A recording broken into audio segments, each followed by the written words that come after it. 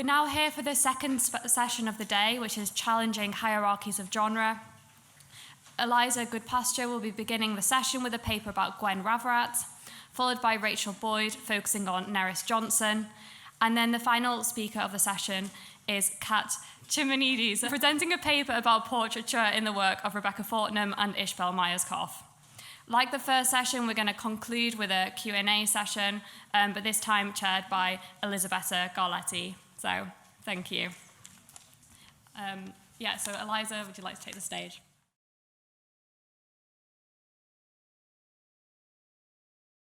Hello. Thank you so much for having me today. I'm really excited to be part of this day and to be opening this panel about hierarchies in so many different forms. So I'm going to speak today about Gwen Raverat, an artist deeply connected to Cambridge and well represented in the Women's Art Collection. But I mean, with the time I have today, less to make a new big statement about Raverat's work, and more to take her as an entry point to thinking about temporality, modernity, and backwardness. Her work disrupts traditional, conventional assumptions about women artists and provokes productive questions about value, canon, and time. But I hope that you'll allow me to leave some of those questions open-ended, and I look forward to your thoughts and questions at the end. I want to think about the way the study of art made by women has often been characterized by a desire to find within it radicality, both aesthetic and political. Imposing a progressive, forward-looking narrative on women artists serves a contemporary feminist narrative that wants to rediscover a lost past of women who would have been feminists if they could. While there are many women in history who were reaching towards the future in their work and their ways of living, there are also many who were not. So labeling all women pioneers for pursuing art at all eclipses those, like Gwen, who worked conservatively or looked back. So a bit of background to begin.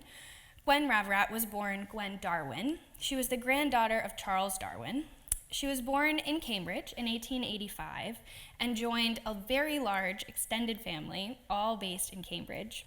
She had a really idyllic childhood and was largely educated at home with her sister and female cousins.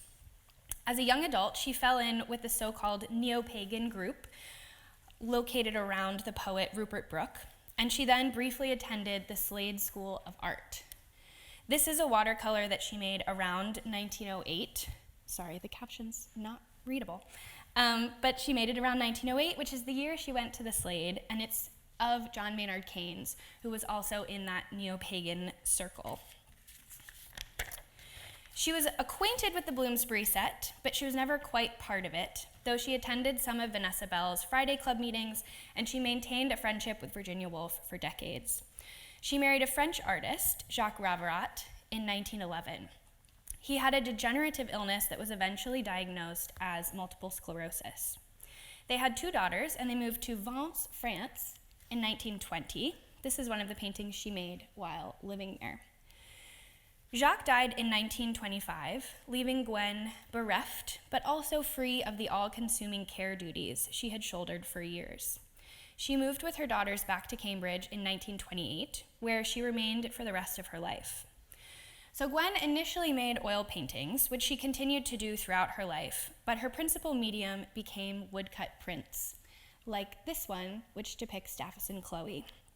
She began experimenting with the medium soon after leaving the Slade. She has been described as the first woodcutter to be recognized as modern, which I think is perhaps too big of a claim, but she certainly contributed significantly to the revival of the medium in Britain. She was the only female founder member of the Society of Wood Engravers, which was founded in 1920.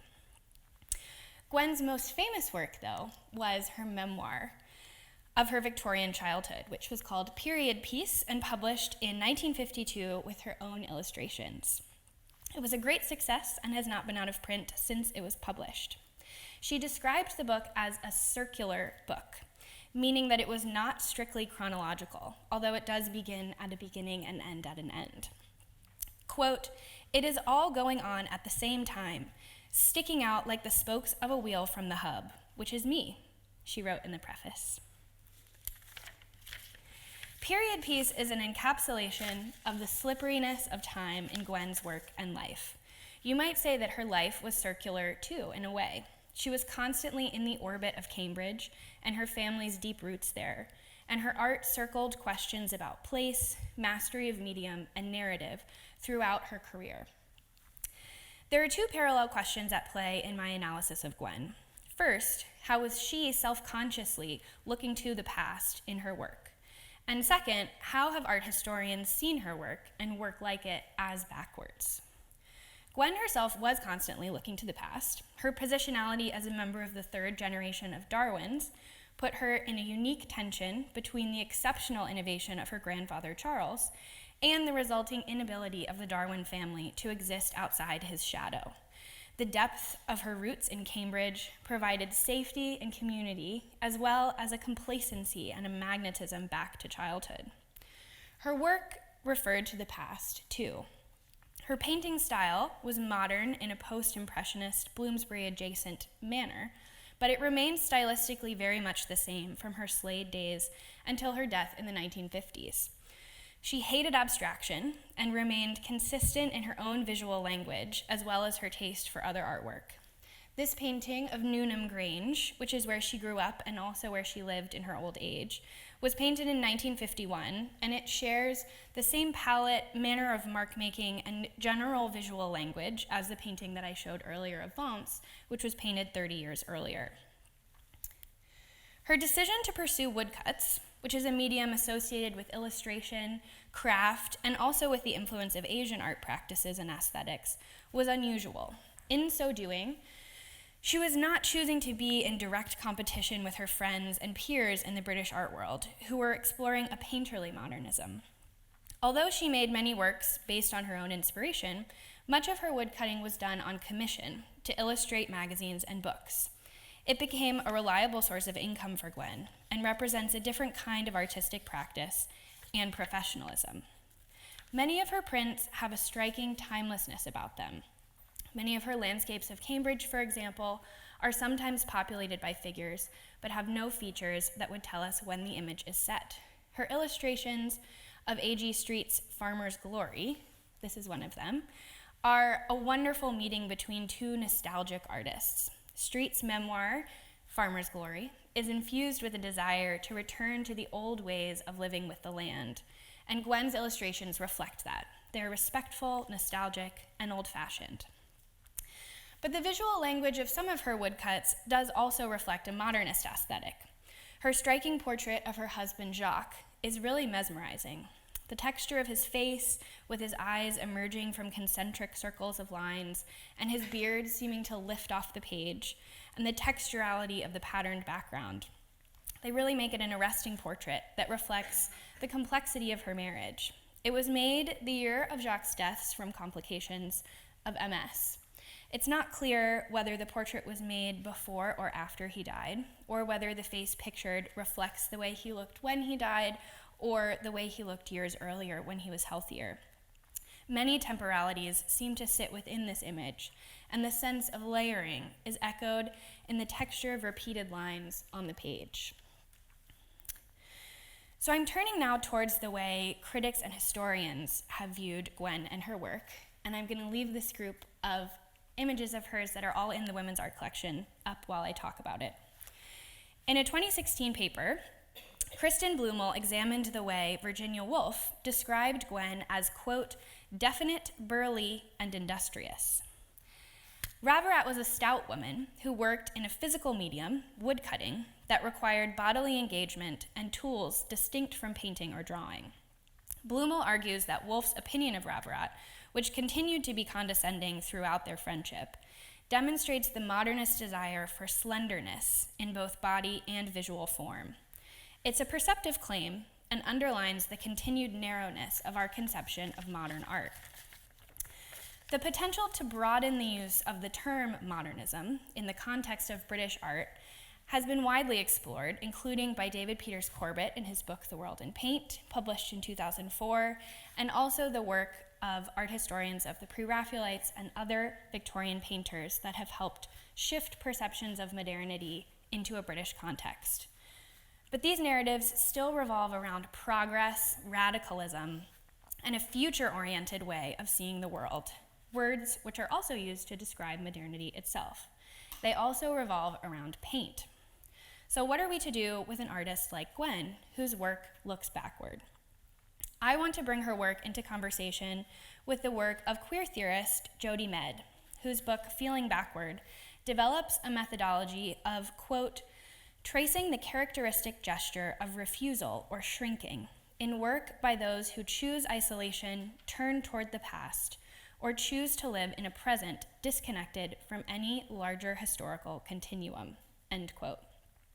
She identifies the problem of present-day historians, quote, reaching out to queer historical figures who may be turning their backs on us, end quote.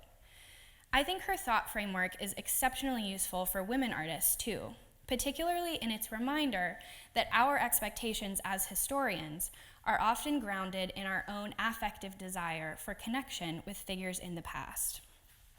Feminist art history, in its 50-year evolution since the 1970s, has often been dogged by the desire to reclaim a usable past for present-day women.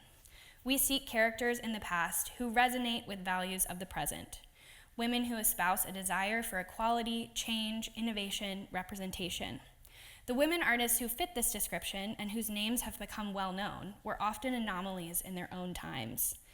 This pattern also reflects 20th century art history's general desire to follow the avant-garde, not the academy or the professional mainstream, which was where most women were working. Gwen Raverat's work does not fit into a narrative of traditional feminist art history any more than it fits into a narrative of traditional modernist art history. But I'm trying to question the assumptions of both of those scholarly lenses. Looking backward is fundamental to art history. As historians, we look back to study the past, but artists also look back as they situate themselves within a long artistic inheritance. Gwen is an excellent case study to reveal the centrality of backwardness to any understanding of art history and of modernity. She serves as a reminder of the way in which modernism is constructed in contrast to backwardness, and therefore relies on it entirely. She also reminds us of the vastly diverse ways in which women chose to respond to modern life, and to record those responses in their art. The prioritization of painting in the hierarchy of artistic value is as old as paint itself. Gwen's art not only uses a different medium, but it is also often illustrative, which has traditionally been seen as lesser than fine art. I hope that introducing a bidirectional way of thinking about modern art that looks backward as well as forward is also a helpful foundation to begin building a horizontal framework for thinking about different mediums and methods of art making. This kind of broadening horizontal thinking functions on two levels, formal and social. When considering the relationship between gender and medium, the social circumstances that lead artists to work in a chosen medium are critical. Class, access to materials, physical ability, access to training and education, and more fundamental questions of identity and self-perception as an artist. Women artists are less represented amongst the category of artists working in the highest category of medium, oil painting, as well as various hierarchies of genre through history, whether it be history painting or large-scale abstract expressionism. The questions of why, and then of how to widen, reframe, or rebuild the art historical narrative to include them, remain active and challenging. The women like Gwen Raverat, who challenge feminist attempts to find reflections of ourselves in the past, are not irrelevant. It limits the scope of feminist intervention to only acknowledge women who were radical, or to bend historical narratives to make them seem so. Indeed, it could be argued that this sort of history is derived from the male gaze, seeking standout individuals and forward-looking change. I want to see a broadening of art historical scholarship that encompasses backwardness, unlikability, and circularity. The classic hierarchy of values obscures the work and lives of women like Gwen, which in turn obscures key elements of the history of art itself. Thank you.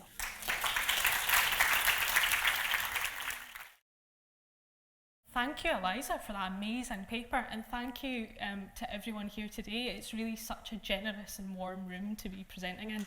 This is my first conference paper, so please forgive the nerves. I'm going to jump right in just for sake of time.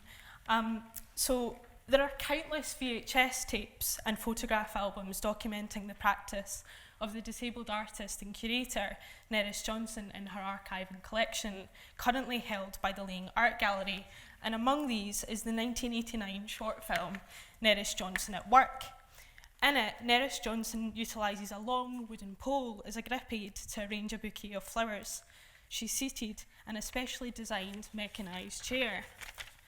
Johnson's lifelong diagnosis of rheumatoid arthritis forced her to comprehend the contours, surfaces and textures of her body in relation to the material conditions of her practice. This bodily perception is demonstrated in Nerys Johnson at Work. In it, Nerys studies her grasp on the wooden pole by using her stiff right elbow and hand to support her trembling left and dominant side. And this motion subsequently enables her to peer into the floral arrangements at distance, affording a characteristically close inspection of flowers, which we see in her work. Diagnosed with Still's disease, a complex form of juvenile rheumatoid arthritis, age 2, Johnson's bones and joints had been gradually deteriorating since birth. Time, decay and liveness, themes historically resonant to still life as a genre, were especially at stake. Nerys Johnson at Work, like many other photographs and films like it in her archive, force us to acknowledge that her artistic practice was a painful labour, requiring bespoke management. However, it is the social illegibility and how Johnson moves and improvises through her practice which renders this material particularly compelling. Watching Johnson at work, the viewer gets a sense of the choreography which underpins not only her working methods, but the preparation of her studio, based out of a converted ground floor flat, the Grey House in Princes Street, Durham. As her access needs became more specific, the world around her shrunk. She based her studio in the front room of her home, supported by voluntary facilitators who acted as her assistants, and a combination of adaptive equipment like her chair and makeshift tools like the wooden pole you see in these stills. Crip theory thinks of access as a necessary response to a climate of austerity, through which people are disabled by societal rather than bodily lack. Dominant cultures have historically associated queerness and disability in these terms, linking disability to loss, alienation and suffering. Material showing Johnson practising as an artist, however, force us to reevaluate this negative framing of pain. To Crip, like to queer, gets at processes of improvisation utilised by disabled people. These processes, evidenced by material of Johnson's practice, unsettle and interrogate the structures and routines by which we live and work. Whether as a noun, adjective or verb, Crip has participated in identifying what Mel Y. Chen has described as, quote, reworldings that challenge the order of things, end quote. In my paper today, I'll argue that Johnson's myriad approaches to navigating access from within her practice subvert still life's negotiation of time, liveness and decay. In turn, this attention to access as a creative practice will inform my discussion of Nerys Johnson's methods, materials and use of symbolism. Indeed, the reordering and sequencing of daily routine is central to Rebecca Birrell's definition of still life. Birrell writes, quote, still life took the rough, raw material of a life and reissued it as compacted, densely coded dramas in the trials of intimacy and of needs hungering at the seams of quotidian concerns, end quote. Johnson's approach to still life resonates in what Birrell has contended as densely coded dramas. By framing these works by way of a material analysis of her practice, I argue that these compositions carry the affective trace of bodily choreographies and of the people who afforded Johnson the time and capacity to have an artistic practice of her own. Practice, like access, is a strategy of doing things. It can be framed as both a coping mechanism for pain and fatigue, but for Johnson this was a calculation of risk as well as resources. This was something Johnson herself admitted to in an interview with Kate Evans from the magazine Artists and Illustrators in 2000, the year before she died. Johnson said, quote, I'm not an artist because of my disabilities. I'm appalled when people see my painting as a hobby and comment on how relaxing it must be. If they just knew how it takes every ounce of energy I've got, every atom of concentration, end quote. These economies of energy, time and attention resonate throughout my reading of Johnson's work, resisting as well as representing disability as a lens. Griselda Pollock, in her writings about representations of the artist studio, has written about the split self of artist and woman.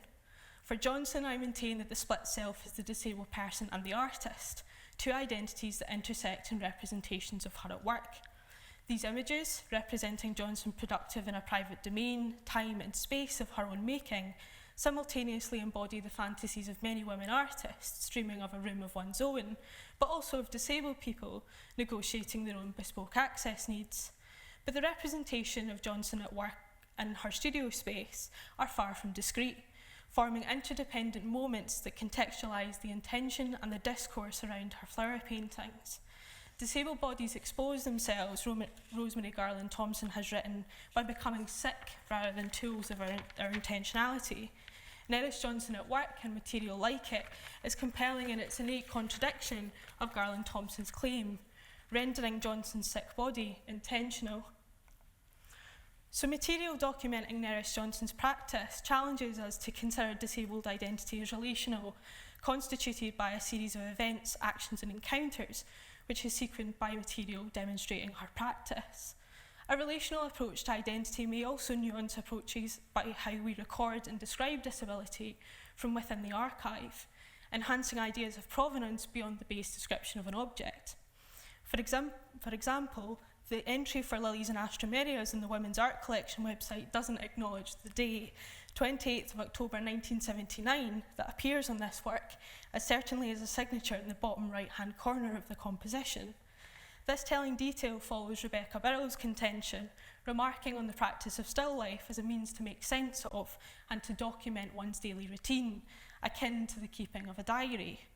Nerys Johnson often chose to work on a flat surface, as opposed to a raised canvas, to relieve pressure on her bones and joints. Her painting and draftsmanship can then be argued to follow the embodied qualities of writing, with mark making that appears both deft and laboured, intuitively responding to the textures and movements of her body. Moreover, Nerys Johnson's drawing implements and paper had to be placed in front of her, as she could barely turn her head and shoulders. Lilies and Astromerias is rendered from above, as if Johnson was pressed into and among the flowers, which raise up above the picture plane as if in a kind of greeting, with Johnson and the flowers seeing and sensing each other's temperament in a reciprocal encounter.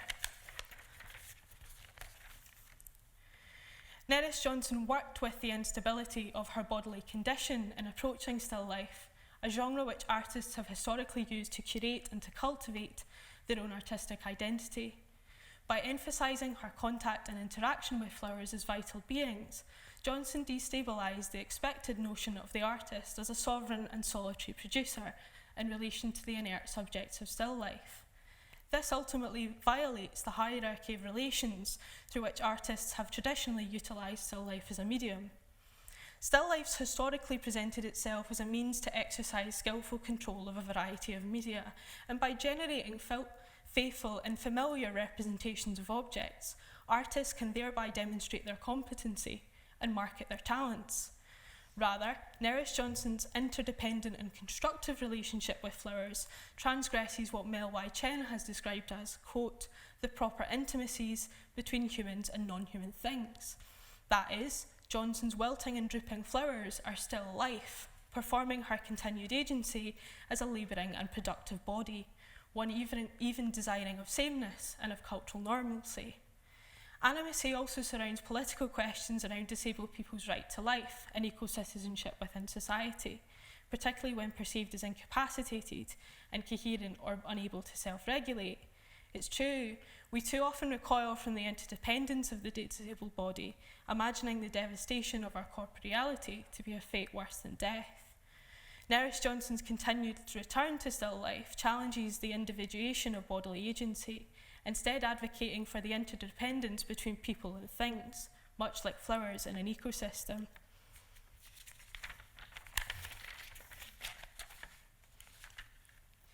By the late 90s and early 2000s, limited motion in her body and range of movement meant that Johnson could only paint small areas without moving her whole body. Johnson thus worked to the relative dimensions of fragments of paper torn, not cut, by her assistants, This turned her inability to prepare her materials herself into an opportunity through which her assistants contributed indirectly to the parameters around which she worked. Moreover, gouache was a flexible and malleable material. While maintaining the gestural qualities of her drawings, gouache, like watercolour, could be reworked over time, accommodating for slowness and for occasional periods of forced rest. Johnson thus embraced the natural fluidity and bleed of watercolour and gouache, lending to the unpredictability of flowers as they steadily decayed, and like Johnson's own practice, changed their form in the process. This unpredictability lends these works their titles, so often concerned with movement, such as Blowsy Tulip and Anemone Dance that you see on the screen. I want to briefly turn to an important dimension of these works, time. Johnson often worked to crip time, living between cycles of illness, rest and recovery, in and out of hospital. Disability has the power to extract us from linear, progressive time, with its normative life stages and push towards productivity. The medicalisation of illness tries to reimpose and rehabilitate disabled bodies into linear progression, speaking in terms of the chronic, the progressive and the terminal, of relapses against treatment and stages towards recovery. Johnson's rheumatoid arthritis, however, was without hope for recovery. Rather, disability was lived with. Time was thus a precious commodity to Nerys Johnson, and this is exemplified in the meticulous dating of many of these small watercolours to the day, month and year that they were produced, usually visible in the reverse, as you can see in both Blowsy Tulip and Anemone Dance. The dating of these works embodies a collection of instants, each captured in a specific moment in Johnson's life cycle, and that of the flowers she depicted. For the last 2 years of her life, Johnson adopted this visual vernacular as a compositional strategy, creating a succession of small but brightly coloured watercolours set against a dark background. The continued reappearance of this compositional form, including in the Women's Art collection, proves it to be a method that she returned to repeatedly. This repetition is significant and is consciously reinforced by the precise dating of her work, chronicling the temporal re-emergence of Johnson's practice through cycles of illness, rest and recovery. Disability thus poses a direct link between her artistic progression and the changing capacities of her body. This encourages a material analysis of what documentation we have of Johnson at work, self-directed by the artist herself.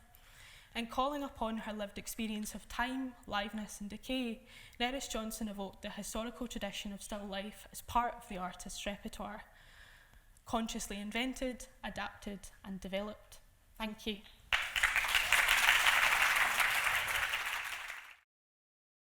Pose for a portrait, the agency of the subject in the work of Rebecca Fortnum and Ishbel Myerscough. Myerscough's painting All is on display in the Real Families exhibition at the Fitzwilliam. A man and 2 boys are on the left of the canvas in front of one another in high order. A woman and 1 girl on the right, high order. Everyone stands in just their underwear. No one is smiling. This feels like something to note, but rarely in painted portraits is a subject smiling. Do I think they should be? Because it was their mum or partner who painted them? Front left must be Fraser. This was painted in 2016, 1 year before the piece in the Women's Art collection. Was there ever any embarrassment being painted by his mum, or on her part, painting her growing children, especially her sons? Everyone is staring at the viewer. I nearly wrote camera. No, the painted painter. She is almost looking to the side of the viewer. There's a distance. On looking closer at Fraser in All, I can see his eyelashes and his moles on the left and on the right above his top lip. He looks younger in the Women's Art collection portrait, longer hair, slightly rounder face perhaps. The dark blue, royal blue, navy blue background, plain black frame. Ishbel Myerscough uses blue as a background colour in many of her paintings. She uses her family, her friend Chantal Joffe, and Joffe's family repeatedly as subjects. Fraser Myerscough and Esme Joffe were born 9 days apart. In the coming weeks, I will write to Ishbel and ask, why blue? She'll reply, I think dark blue is the colour of infinity. I hope to invoke a feeling of endlessness, timelessness, and fathomlessness. It's freezing in here, in this corridor. There are no chairs, so I lean against a concrete column. Rebecca Fortnum's L'Inconnu de la Seine from Inner Flush Sky is at the end of the corridor. I can hear outside's water features, the water falling, running, splashing, being moved by the fountains. Serene, calm, relaxed, peaceful, beautiful, the subject of Fortnum's work, drawn with a green wash background, the green of water, murky water, earthy, such a contrast to the bright blue of the water outside. What was she wearing when she entered the river, this unknown woman? Is it worth speculating what happened to her? The lights have just come on in the gallery and in the fountains. If I sit on the floor to the side, I can view the work with fewer reflections in the glass frame.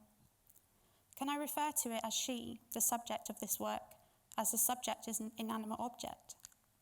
Fortnum depicts a death mask of an unknown woman pulled from the River Seine in the late 19th century. If a drawing is not of a face, can it still be a portrait? Fortnum's studies of Laing expand the possibilities of what a portrait can be. Her treatment of the mask's hair, the waves, the individual follicles give these drawings more an essence of portraiture than still life. Why is this one, the green Fortnum, hung separate from the others? Where are the others? The last time I visited the women's art collection, roughly 18 months ago, there was a large drawing of the mask on a blue background and two much smaller drawings on a white background. These smaller works are quiet, delicate. What then happens to this quiet when the drawings are supersized and on a watered-down background of blue or green? I'm interested in Fortnum's repeated use of the same subject. Fraser is so much smaller than I remembered. I've got used to viewing the painting on my phone and it fills the screen. Whilst my phone is a fraction of the size of the painting, it's the idea of filling the screen, the portrait looming, that's made me think it's larger in real life. Displayed next to Chantal Joffe's painting of the same subject, Ishbel Myerscough's son. The stripes of his t-shirt in the Myerscough, the stripes of the blanket in the Joffe, the blue of the background in the Myerscough, some blue in the background of Joffe's. In fact, all of the colours in Myerscough's are mirrored in Joffe's, except the skin colour. Myerscough has painted her son in cooler tones, paler. It's quite a serious portrait. Only from close up can I really appreciate the touches of warmth on his cheeks and around his eyes. If I were taller, Fraser and I would be eye to eye. As I stand, we are my eye to his neck. He stares straight at his mother, the painter.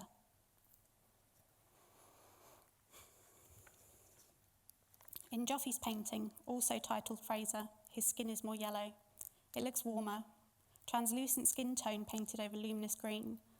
The green especially visible through his hair, in and behind his eyes. There is a splodge of flesh paint on Fraser's right thigh, near the back of his knee.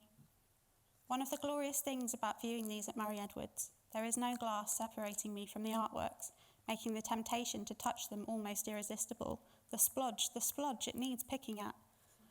And the daylight, the natural light through the floor-to-ceiling windows opposite, and running the length of the corridor. The moles on Fraser's face above his top lip. Joffe has the one on Fraser's right side. Myerscough has right, left, and many more. What was it like for Fraser growing up and being looked at so intently by his mother's friend? Is he looking at the viewer? He is looking at the viewer in the Myerscough.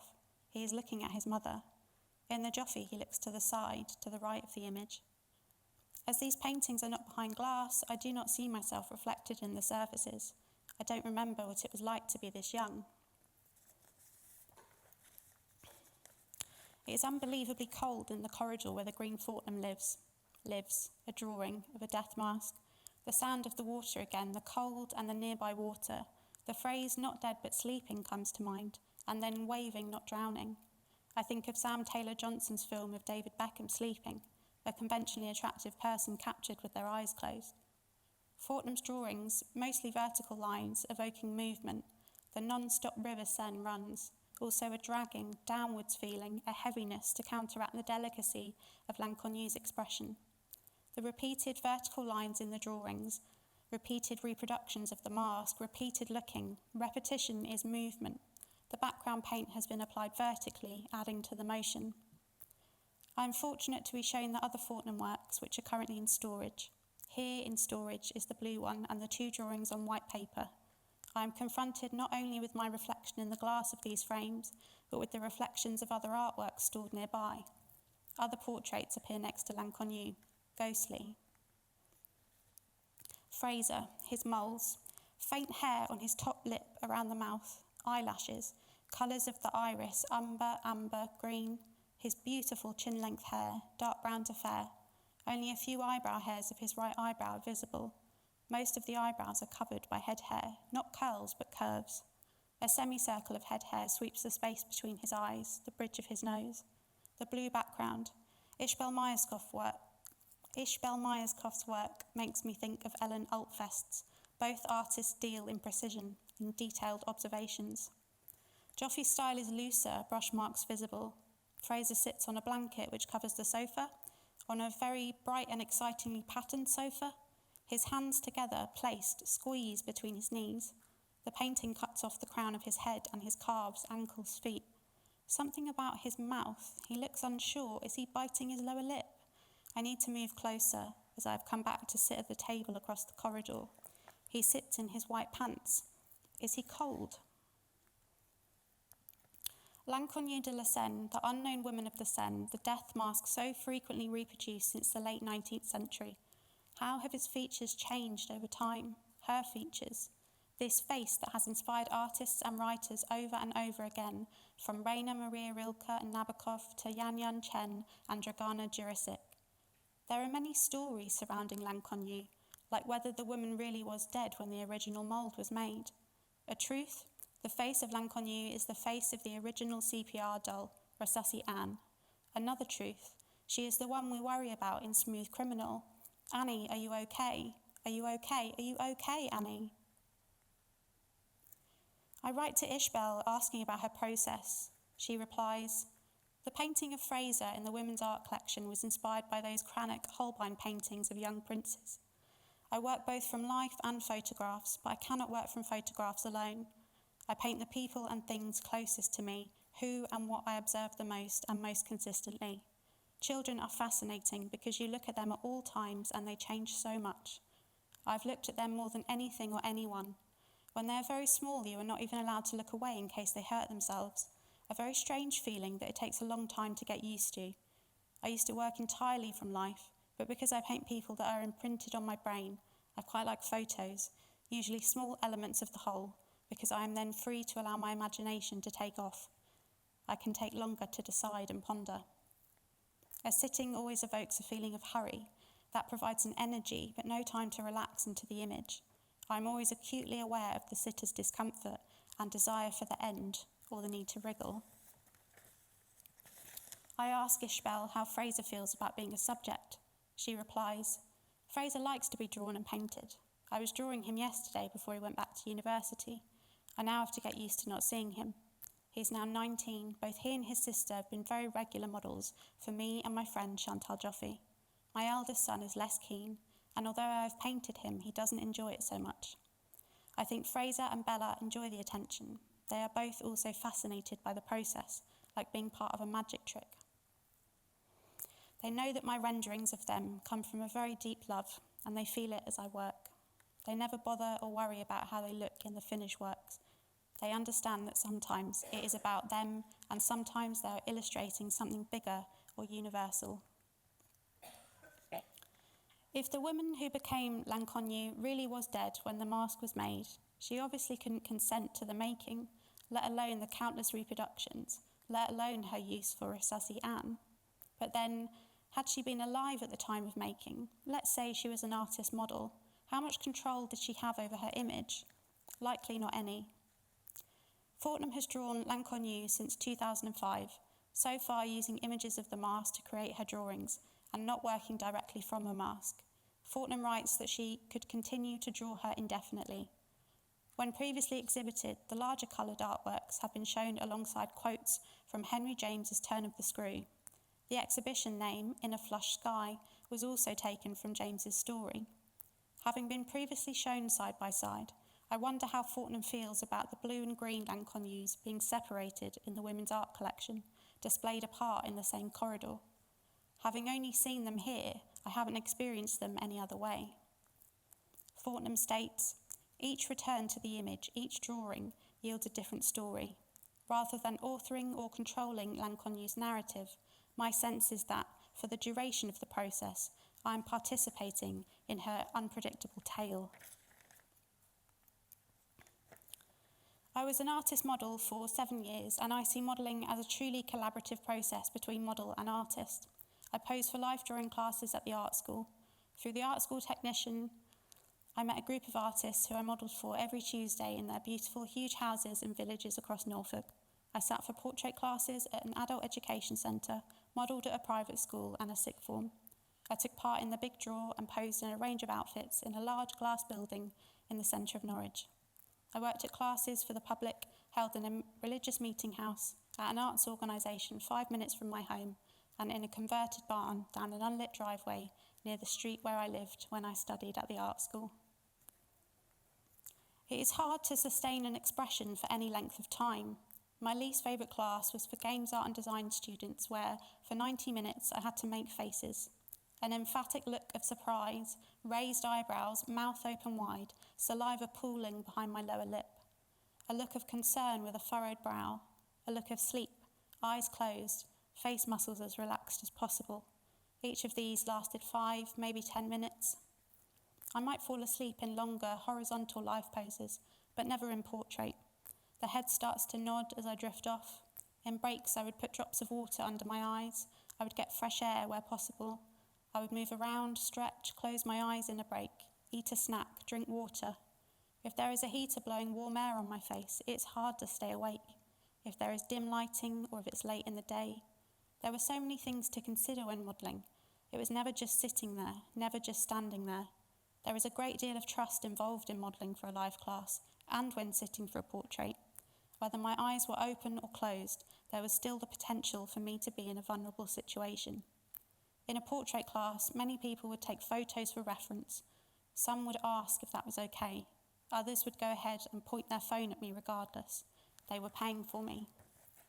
I would like to ask Fraser if he has ever modelled for money. Would he? It is a job after all. It must be notably different, posing for family or close friends.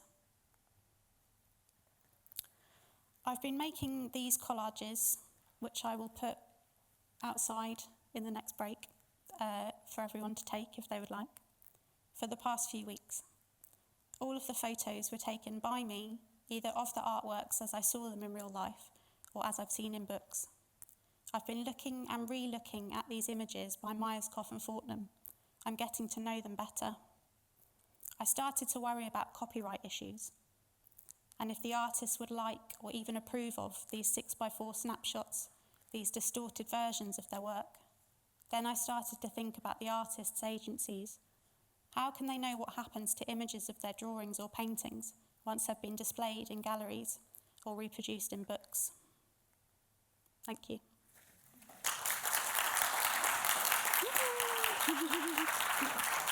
So I just wanted to start out with something that really struck me about your presentations, which obviously dealt with the main theme about the challenging hierarchies of genre. But something that really struck me was also that these works that you have all discussed demand a challenging of art historical methodologies as well, and the way that we do research, that we obviously think about genres, but also agencies, the way in which we conceptualize historical time. And so I was wondering if you could talk a bit about how these works have influenced your own methodologies in your research and in your writing, and then also how you think they open up questions about broader methodological shifts that need to happen in order to give justice to the complexity of the work of women artists who have worked to challenge those ideas of sort of genre and historicity and hierarchies. So, whatever considerations. I think I'll start, if you don't mind. So I've said this to a few people in the room previously, just when I've been talking about my project. My project's quite unusual in the fact that I actually didn't know anything about Nerys Johnson before I came to the PhD. And I've been actively working to catalogue her archive and collection through the process of research. And I think one of the things that I can say that sort of speaks to your question is one of the things that I have been thinking about is about chronology and how we think about chronology in art history or generally. There's always an attention to the year in which something is produced, but when we're kind of, there's this constant call in Nerys Johnson's work to think about the very specific kind of act of dating.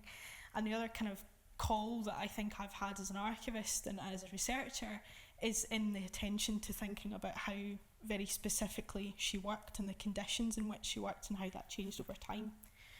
And I think there's something to be said for kind of really listening and being with the material, which sounds very simplistic to say, but I think when we are kind of actively archiving or interpreting material, it's very easy to kind of fall back into precedents and frameworks that we have in dealing with this material.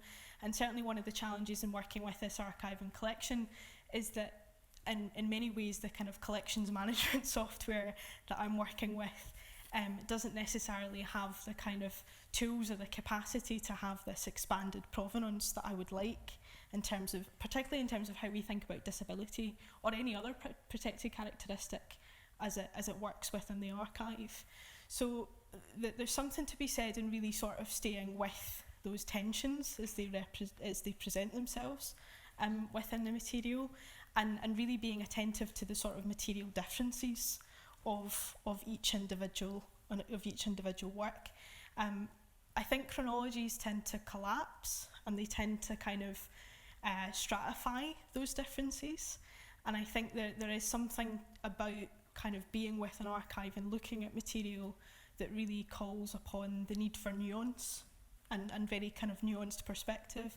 But I think, as both of you have kind of touched upon in your presentations, there's also this sense of knowing who we are as we're approaching this material and the sort of interpretations and the temporality that we're bringing to this material as researchers, which is very different to the kind of conditions in which it was made.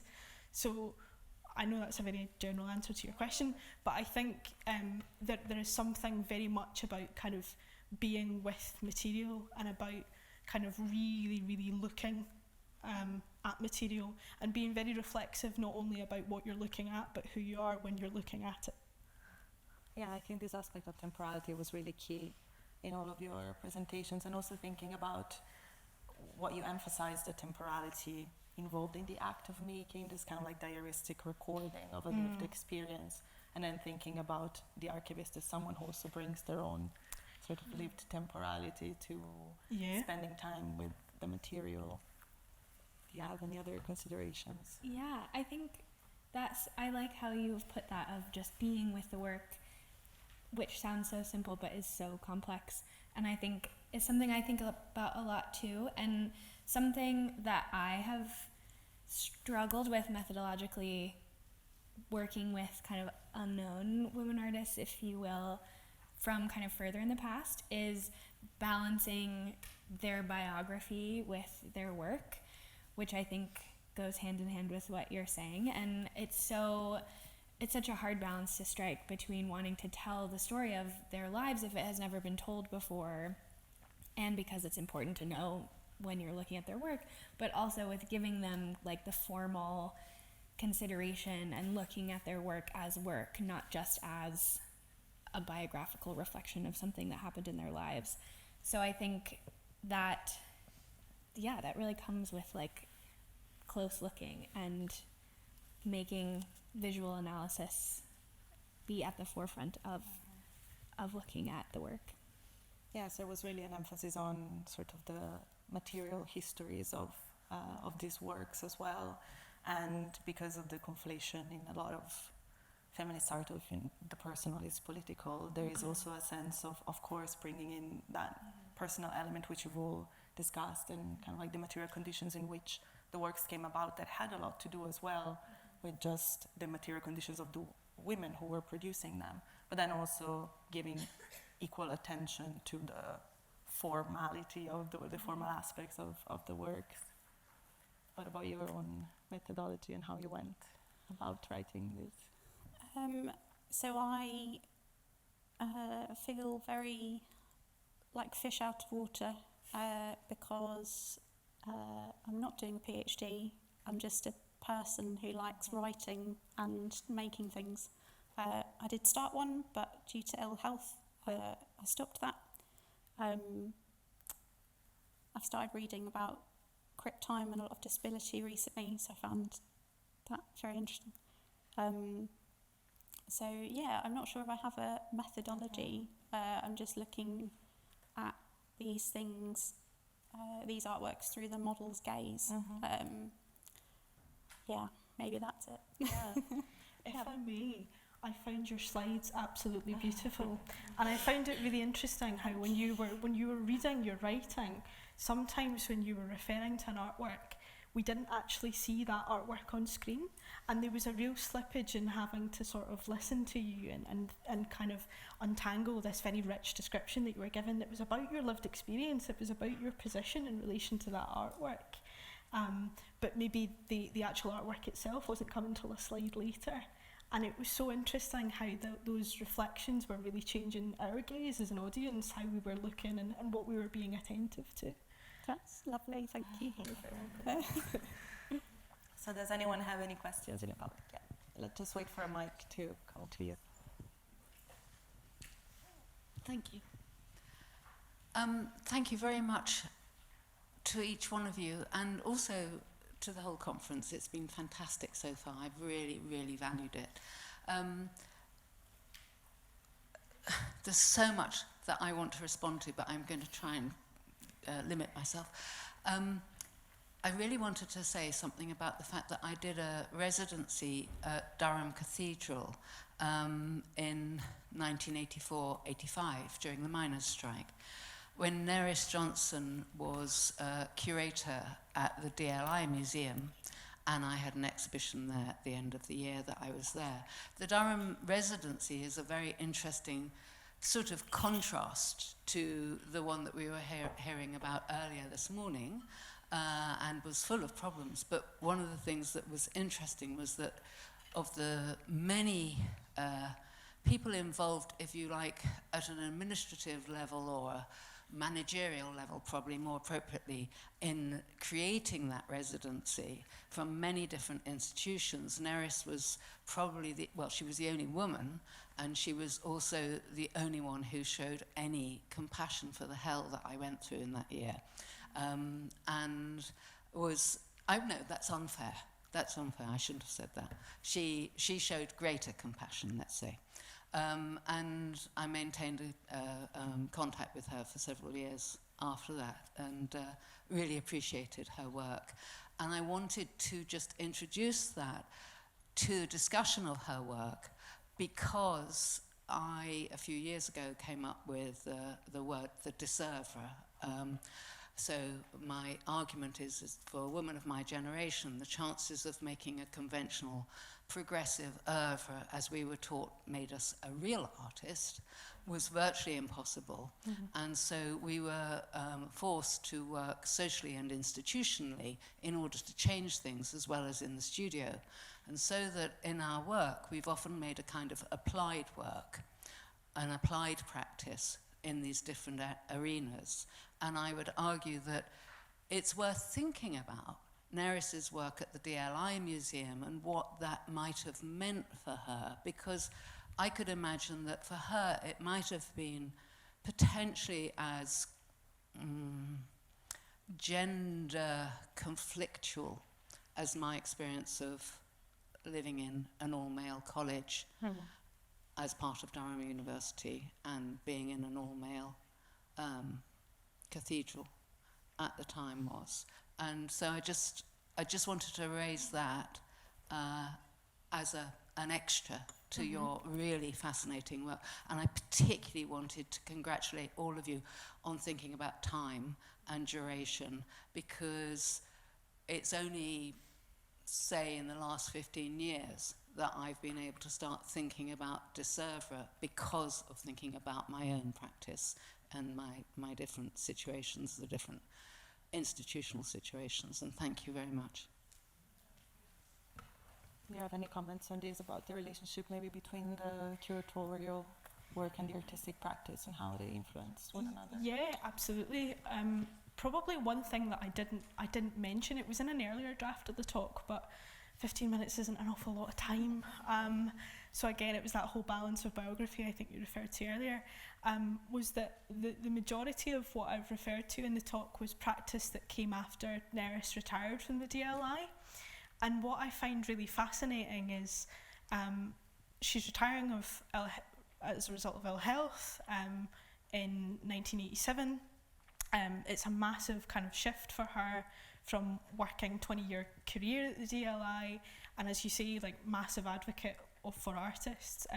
I should just say as an aside, at the Laing there is probably as much of an archive of letters and correspondence from other artists and friends from within her network as there is, you know, her own personal effects. The kind of a mass of kind of work that really attests to that social network, and that real care for people absolutely does come through. But yeah, so the kind of material that I presented today has been material that she made after she retired, and that was a point where I think, you know, she could have led quite a different life, but she decided to reorientate herself completely towards an artistic practice, and subsequently had 2 very, very successful residencies in Venice during this period. And this was at a point where, you know, as I say, you know, the world around her very much kind of shrunk, and I think that was as much a response to the changing capacities of her body and the progression of her arthritis as it was to do with kind of societal barriers of that period. But certainly, you know, the amount of work that's actually produced after 1987 right through to 2001 when she died is amazing. So I should just note that has been the kind of predominant focus of my talk, because the majority of what we have in the collection is of that period. She found it immensely hard, and actually wrote about this quite a lot in her sketchbooks, which she kept as diaries, that there was constant frustration at not being able to get back to artistic practice through that professional career. But through that career as a curator, and particularly, as you say, at the DLI, really understood artistic practice.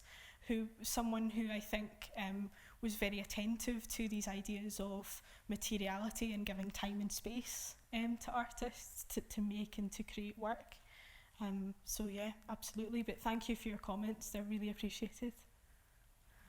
Do we have any other questions? Any? Yeah. Could you bring the mic there? Thank you.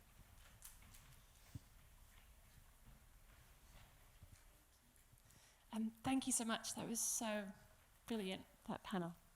I think I have a question that I guess it's really about the relationship between like women artists and feminism, and whether you all, you know, in the artists that you're thinking with or the practices that you have, think feminism is useful and helpful.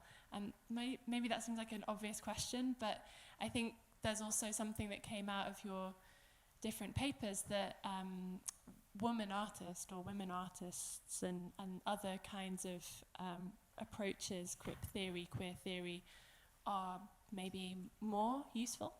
And I was particularly interested, Eliza, when you said that, you know, there's like a dogged desire for a usable past in feminist art history, because I think that's something that's actually quite new. Like, I think that's quite a contemporary, you know, canon corrective, you know, success at last idea that we have. Whereas I think in the 70s, it was much more about having this open, wide field of practice and just sort of knowing what was there and what was possible. And I wonder whether actually it's that we're not so tuned in to the volume of that earlier feminism, and maybe this sort of notion of a woman artist that still is not an artist is helpful. I don't know if that is if that makes sense as a question, but yeah. Yeah, I think that's such an interesting question, and thank you for asking. I really agree with you about early feminist art history, like having a really different energy and scholarly aims maybe than what we see lately.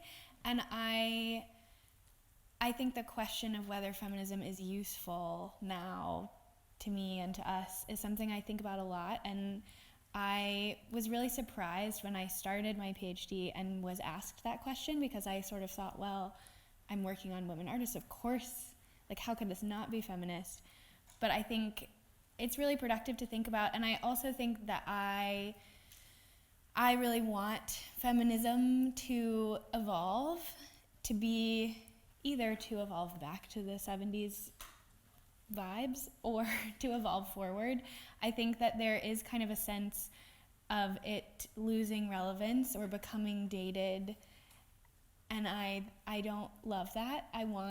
I think there's still a place for a methodology and a set of theories that is explicitly about the experience of women. But I also think that thinking about queer theory, the way that kind of umbrella of ways of thinking, I think has really effectively been used outside of the study of queer people and has like really changed the way lots of different scholarly lenses work. I think that there's so much potential for feminist work to do the same thing and to kind of use lived experiences and scholarly frameworks that are based around women to speak more broadly to different experiences.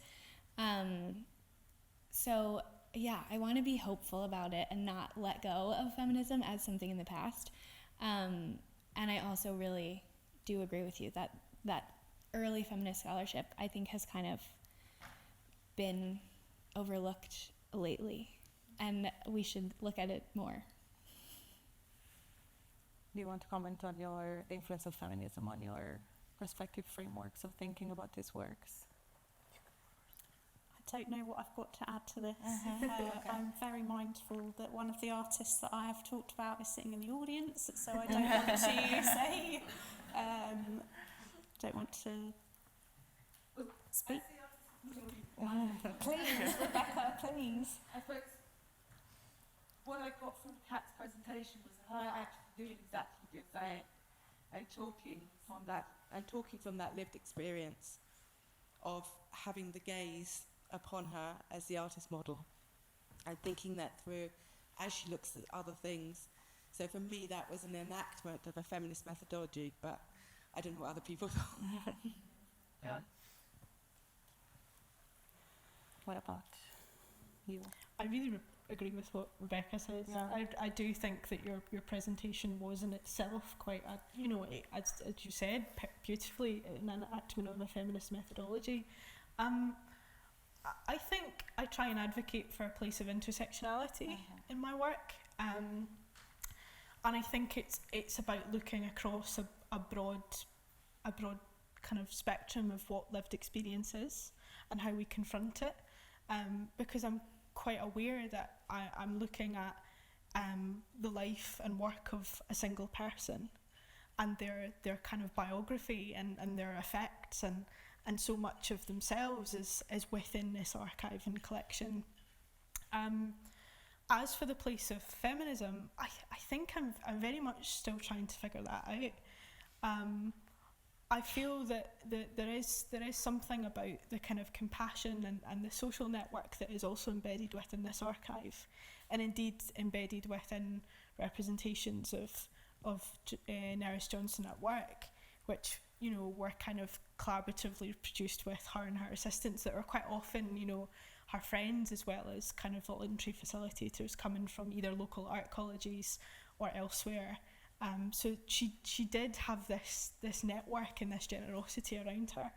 I think to say that it was purely a feminist one would be wrong, because that local community was much more expansive. So it's something that I'm still probably navigating within my work, but I do find feminist frameworks, for example, those advocated by Griselda Pollock, to be incredibly useful when you're thinking about the positioning of a woman in a studio, because that is incredibly specific and incredibly gendered, and you can't get away from that.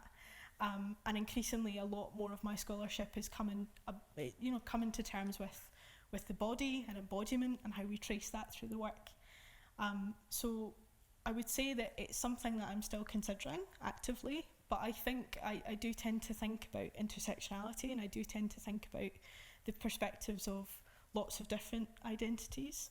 And in particularly in working with disability, I'm quite interested in a social justice model which looks at disability kind of in the round as an intersectional experience.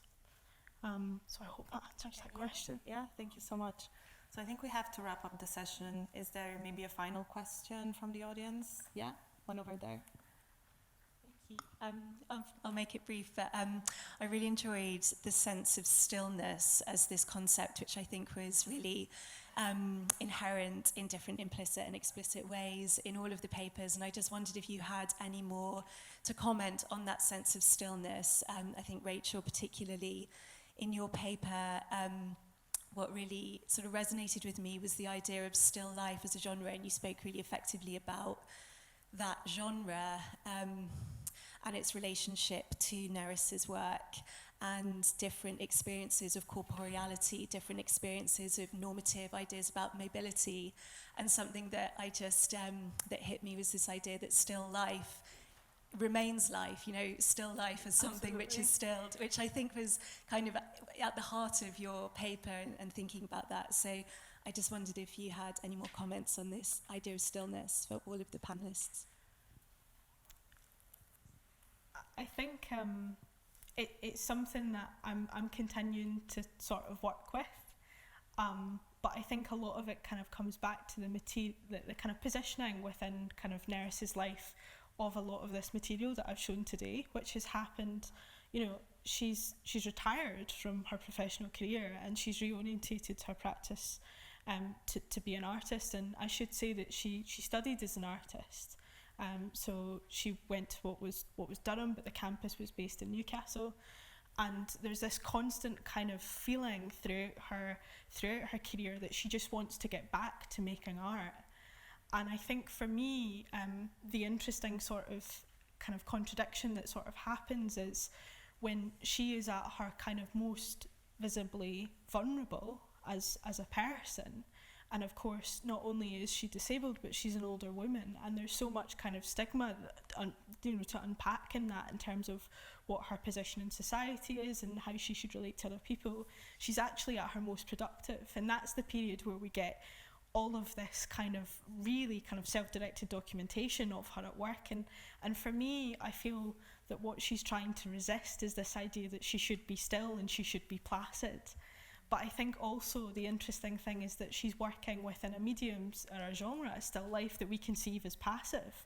And I think if we look at it in relationship to this material, hopefully some of what I've kind of conveyed today is this idea that there's actually so much movement and activity in it.